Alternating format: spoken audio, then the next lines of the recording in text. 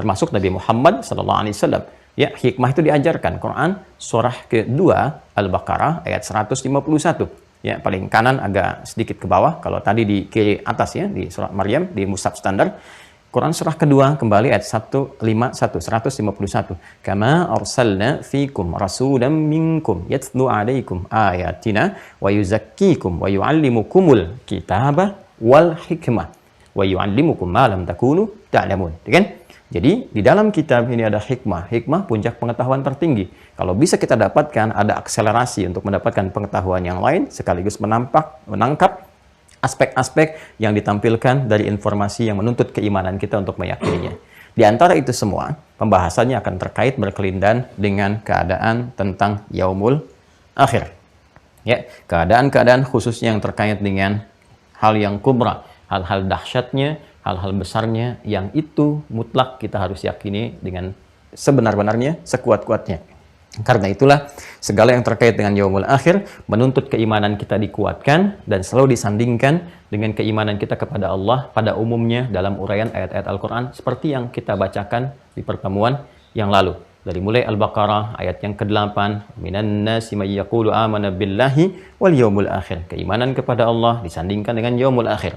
Al-Baqarah ayat 62 gitu kan, innal ladzina amanu wal ladzina hadu wan nasara was sabiina kan man amana billahi wal yaumil akhir. Keimanan kepada Allah disandingkan dengan yaumul akhir, yaumul akhir, yaumul akhir untuk memberikan kesan kuat kepada kita bahwa mutlak diperlukan motivasi tinggi untuk terus meningkatkan keyakinan, sehingga dengan itu kita punya persiapan untuk merumuskan kegiatan kita menyongsong kejadian-kejadian besar yang akan berlaku pada momen ini. Kejadiannya kemudian dikaitkan dengan sifat karakter ditambah dengan ta, maka disebut dengan akhirah. Karena itu ketika berbicara tentang akhirah, firman Allah langsung memberikan satu diksi yang kuat, merubah kata iman menjadi yakin supaya tidak ambigu dalam pemahaman kita. Al-Baqarah, Quran surah kedua ayat keempat. Di akhir ayatnya, wabil akhirati hum yuqinun.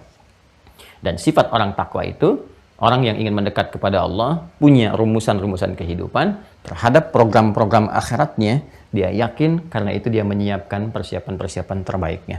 Nah, ini yang kita simpulkan 3 ini kemarin, yaitu sikap kita, insan beriman, terhadap segala hal yang terkait dengan yaumul akhir. 1, mesti ada keyakinan paripurna. Keyakinan paripurna ini yang menjadikan kita memiliki persiapan dan motivasi kehidupan yang benar. Ingat ya, motivasi kehidupan yang benar. Keimanan itu mesti juga mengarahkan kita kepada kebenaran. Dan kebenaran itu akan menuntun kita untuk menjalani aktivitas dengan terukur.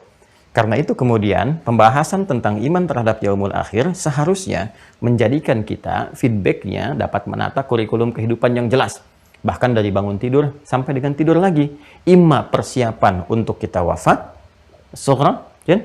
Atau bahkan persiapan untuk yang lebih besar lagi pasca kita wafat, kubra. Apa yang kita siapkan? Harus ada motivasi, turunkan ya, dan tuliskan minimalnya seperti yang guru kami ajarkan, dan tersambung tentu sanadnya kepada Rasulullah SAW ya, ketika Nabi mengingatkan kita untuk senantiasa ingat akan kematian, ingat kematian supaya apa? Tertata persiapan kehidupan kita. Punya motivasi, tuliskan aja di meja kerja kita, di tempat yang kita akses. Hei Fulan, hei Adi Hidayat, kamu akan wafat, bagaimana dengan bekalmu kini? Jangan merasa aman, karena belum tentu juga engkau merasa aman saat dihisab. Tuliskan ya. Nah, untuk bisa menghadirkan motivasi ini, maka Allah menampilkan beragam nama yang memberikan penjelasan-penjelasan terkait dengan peristiwa-peristiwa yang akan terjadi